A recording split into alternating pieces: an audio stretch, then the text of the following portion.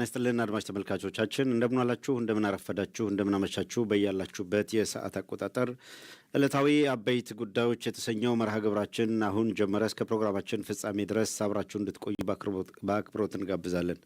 አድማጮቻችን ከሰዓታችን ቀደም ብለን የተገኘነው ከመደበኛ ሰዓት በመደበኛ ሰዓት ለተማክሰኞ ተጠየቅ የሚለው ፕሮግራም የጀመረ በመሆኑ ባለፈው ሳምንት ዛሬም ሰዓቱን ጠብቆ በመደበኛው ሰዓት ላይ ተጠየቅ የተሰኘው ፕሮግራማችን ይመጣል። ዛሬ ግን ለየት ባለ ምክንያት የዕለታዊ አበይት ጉዳዮች ሳይቋረጥ በቀደም ብሎ እንዲካሄድ አድርገናል። ይሄ ተደራራቢ ፕሮግራም አይኖርም። 2-3 ፕሮግራሞች አይኖሩም ማለት አይደለም። በቀን ውስጥ በተለያየ ጊዜ አቅም በፈቀደ መጠን ሊኖሩ ይችላሉ።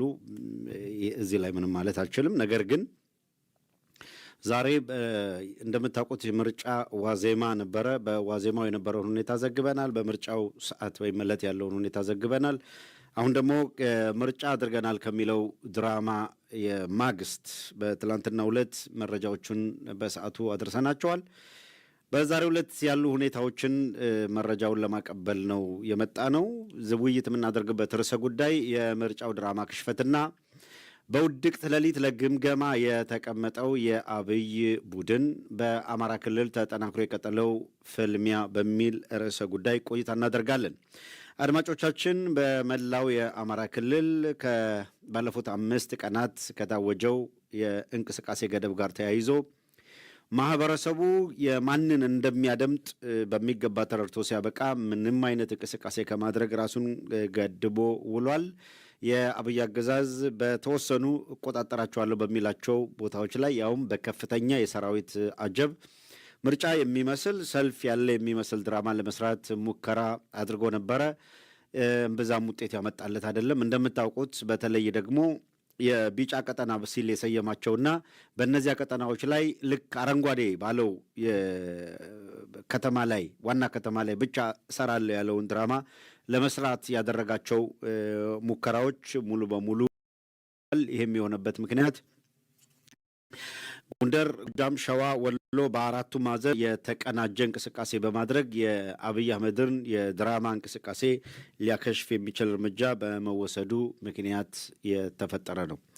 አድማጮቻችን አብራችሁን ስትቆዩ በዛሬው ዕለት ደግሞ በፍልሚያው ረገድ በአማራ ክልል ያለው ሁኔታ ምን ይመስላል?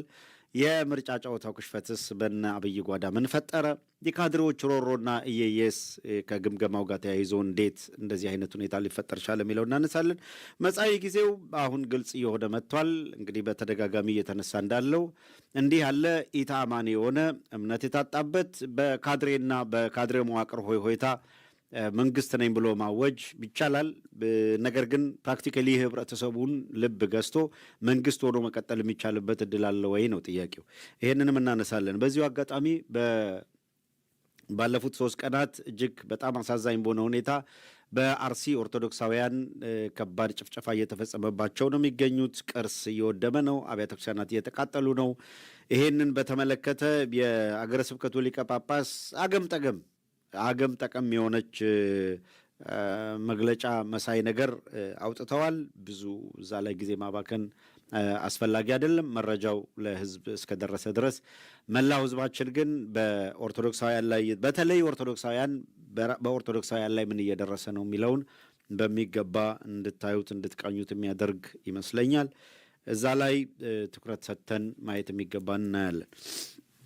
እስከ ፕሮግራማችን ፍጻሜ ድረስ ከኛ ጋር ቆይታ አድርጉ። ሁልጊዜም እንደምናደርገው ተቀዳሚ ነገር የገባችሁበትን ቻናል ላይክ ያላደረጋችሁ ላይክ አድርጉ። ከሰገነቱ ከማማው ላይ ከከፍታ ሁነን ሚኒሊክ ዛሬም ንጉስ ነው ብለን አወጅን። በሳተላይት ቴሌቪዥን በአራቱ ማዕዘን የምትከታተሉን ከልብ እናመሰግናችኋለን። እንዲሁም በማህበራዊ ሚዲያ በረምብል በዋትሳፕ እየተከታተላችሁን ያላችሁ ለሁሉም አካላት እንዲደርስ በተለይ ዛሬ ቀደም ብለን የገባን በመሆኑ ቻናሉን ያላገኙ አካላት ወይም ፕሮግራም መጀመሩን ያላወቁ አካላት ኖቲፊኬሽን ያልደረሳቸው አካላት እንዲደርሳቸው በማድረግ ረገድ የእናንተ ሚና ከፍተኛ ነውና የምትችሉትን በማድረግ ከኛ ጋር ቆይታ እንድታደርጉ በአክብሮት እንጋብዛችኋለን። ወደ ቀጣዩ ነው የምናልፈው። ቀዳሚ የምናደርገው እንግዲህ ማን ከየት ገባ የሚለውን መጠየቅ ነው። ሁልጊዜም እንደምናደርገው እሱን ካደረግን በኋላ ወደ ዝርዝር ጉዳዩ እናልፋለን። ማን ከየት ገባ? እስኪ ወደዛው እንሻገር እና ማን ከየት ገብቷል? ከየት ከየት ገባችሁ የሚለው ጥያቄ ቀርቧል። ከዚሁ እንጀምራለን። ቦስተን ለዛሬ ቀዳሚ ሆነዋል። ቦስተን ቀዳሚ ናቸው። ከዚያም ከ22 አካባቢ የገቡ ተከታዮቻችን ተመልካቾቻችን በሁለተኛ ደረጃ መጥተዋል። ከዚያም ከኳታር ገብተዋል። ከመርጡ ለማርያም ነው ይቅርታ፣ ከምርጡ ከአቃቂ በሰቃ ብለዋል ገብተዋል። ከሐዋሳ ገብተዋል። ከቬጋስ ገብተዋል። ከፈረንሳይ ሌጋሲዮን ገብተናል ብለዋል። እናመሰግናለን። ከየቦታው እየገባችሁ ላላችሁ ከቨርጂኒያ ገብተዋል። ከኢትሊ ገብተዋል። እናመሰግናለን። ከአዲስ አበባ ፊት በር ሸራተን አካባቢ ገብተዋል። እናመሰግናለን። ከሰገነቱ ከማማው ላይ ላላችሁ አብራችሁ ለሆናችሁ ከልብ እናመሰግናለን። ከጂንካ ገብተዋል። ከዲሲ ገብተዋል። ከቤተል አካባቢ ከቺካጎ ገብተዋል። ከአዲሱ ገበያ ከቴክሳስ ከዳባት ድል ለጀግናው የአማራ ፋኖ ሰራዊት በሚል ተመኝተዋል። አድርሰናል። እናመሰግናለን። ከሐረር ገብተዋል። ከጂንካ ገብተዋል። ከሎንደን ገብተዋል። ከዴንቨር ገብተዋል።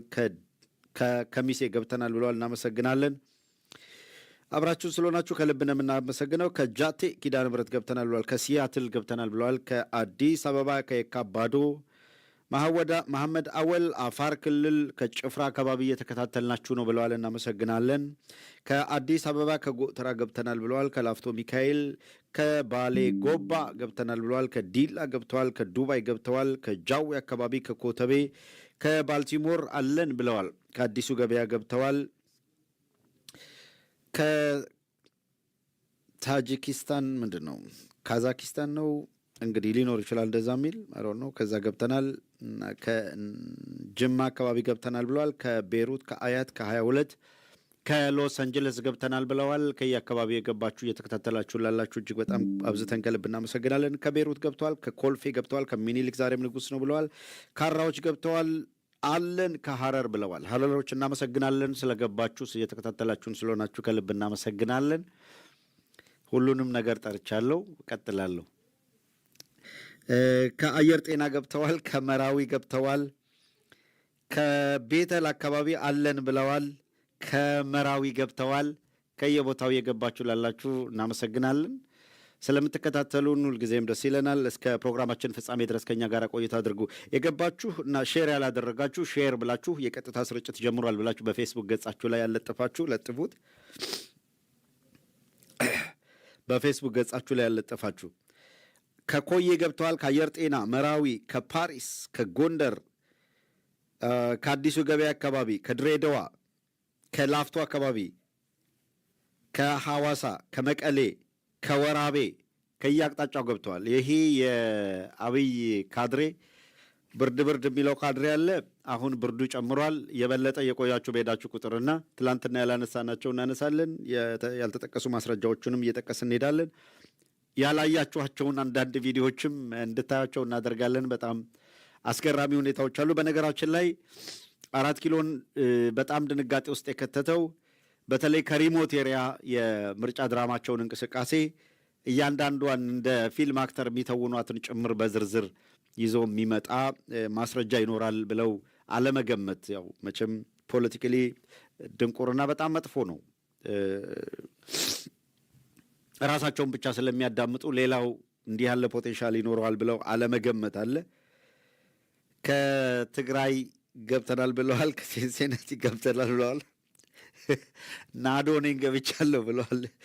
ከናዶ የዘንድሮ የምርጫ ጨዋታ ሳይጀመር የከሸፈበት መንገድ እጅግ በጣም የሚገርም ነው። በእያንዳንዱ የማህበረሰባችን ክፍል ውስጥ የነበረ ርብርብ፣ ነገሮችን ለማስረዳት የተሄደበት ርቀት ሁሉ በጣም የሚገርሙ ናቸው።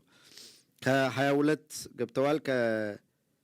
ከፍራንስ ፓሪስ ገብተዋል። እናመሰግናለን። ከሰሚት አካባቢ ገብተዋል። ሰሚት አካባቢ ከዘጌ ከአድዋ ከተለያዩ ቀጠናዎች ነው እየተቀላቀላችሁን ያላችሁ። እናመሰግናለን። ወደ ዝርዝር ጉዳዩ እንግባና በተቻለ መጠን ፕሮግራማችንን ሰብሰብ ለማድረግ ጥረት እናድርግ። ርዕሰ ጉዳያችን የምርጫው ድራማ ክሽፈትና በውድቅት ሌሊት ለግምገማ የተቀመጠው የአብይ አህመድ ቡድን የሚል ነው። አስቀድመን የምንቃኘው እንግዲህ 3 ዘርፎች ነበሩት። አድማጮች እንደተከታተላችሁት የመጀመሪያው ቅድመ ምርጫ የሚል እንቅስቃሴ ነው። የቅድመ ምርጫ እንቅስቃሴ ሳይጀመር ከሽፎ ትላንት ስንዘርዝረ የነበረውን ላለመድገም ኦልሞስት ሁሉም ዓለም አቀፍ ሚዲያዎች በጋራ በአገር ውስጥ የተስማሙበት ኪ ፖይንት አንድ መላ አገሪቱ አንሬስት የሆነና አብይ አህመድ አገሪቷን ተቆጣጥሮ እያስተዳደረ አለመሆኑን በጋራ ተስማምተውበት ሁሉም ሊባል በሚችል ደረጃ ሚዲያዎች የሰጡት ሽፋን ወይም ዘገባ ነበረ። ይሄ ለአብይ ምጥ ነበረ፣ ለካድሬዎች ምጥ ነበረ። ለካድሬዎች ምጥ ነው፣ ለአብይ አህመድ ምጥ ነው። በጣም ፈታኝ ጊዜ ነው የነበራቸው። በማናቸው መንገድ ሊያስተባብሉት የማይችሉበት ሁኔታ ተፈጥሮ ነበረ። ቢቢሲ የአማርኛው ክፍል እንደምታውቁት አንድ ግሩም ዘገባ አድርሶን ነበረ።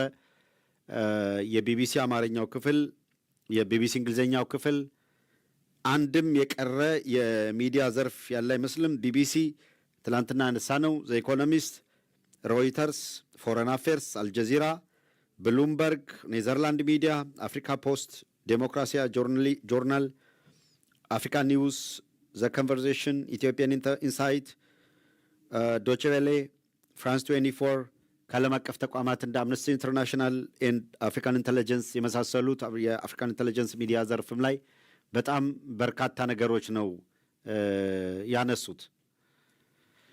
ይህንን የመሳሰሉ ነገሮች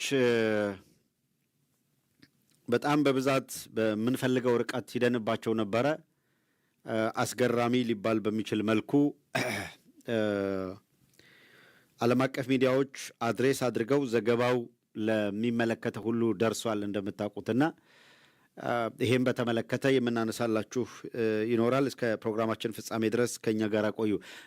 የቅድመ ምርጫ የሚባለው ወይም ከድርግ የሚያስችል ምንም አስቻይ ሁኔታ አለመኖርና ራሱ አገዛዙ በምርጫ ስርዓት ላይ የተመሰረተ መንግስት እንዲኖር ፍላጎት የሌለው መሆኑን የዘገቡበት መንገድ ነው።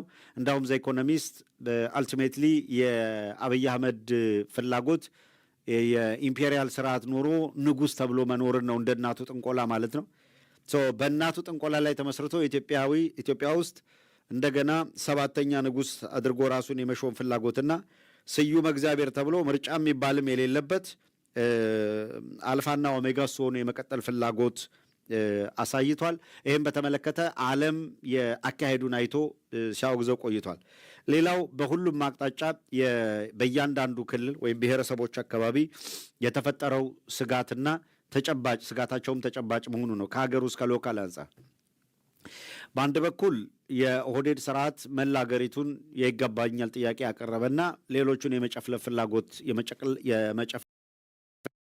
ፍላጎት ያለው መሆኑን ቀደም ብለው መረዳታቸው ነው። እንደ ሐረር፣ ድሬዳዋ፣ ከሶማሌ ወደ 99 ቀበሌዎችን፣ ከአፋር ወደ 6-7 ቀበሌዎችን ወይም ወረዳዎችን፣ እንደዚሁ ከአማራ ክልል ያው የምታውቁት ነው ወሎን ጭምር ጠቅላላ ኢንታየር ወሎ ቤተ አማራን፣ ሰሜን ኦሮሚያ የሚል እንቅስቃሴ ሲያደርጉበት የቆዩት የሌንጮ ለታ መጽሐፍ እንመለስበታለን። ሌንጮ በመጽሐፉ ወሎን ሰሜን ኦሮሚያ የማድረግ እንቅስቃሴ እንዴት ሊከሽፍ ቻለ የሚለውን ያትታል። ግን ደግሞ ከሽፎብናል ለጊዜው ካለ በኋላ ዘላቂ ህልማቸው ምን እንደሆነም እዛው ላይ ተመልክተናል። እሱንም በተመለከተ ወደፊት በተለይ የሌንጮ ለታ መጽሐፍ ይዘት በጣም ብዙ በርካታ የሚገርሙ ነገሮች ስላነሳ በይዘቱ ላይ ውይይት እናደርጋለን፣ እናነሳቸዋለን። የቤኒሻንጉል ጉሙዝን ግማሹን መውሰድ ይፈልጋሉ። እንደገና ከጋምቤላ ግማሽ መውሰድ ይፈልጋሉ። ከጋምቤላ ግማሽ ከወሰዱ በኋላ ቀሪውን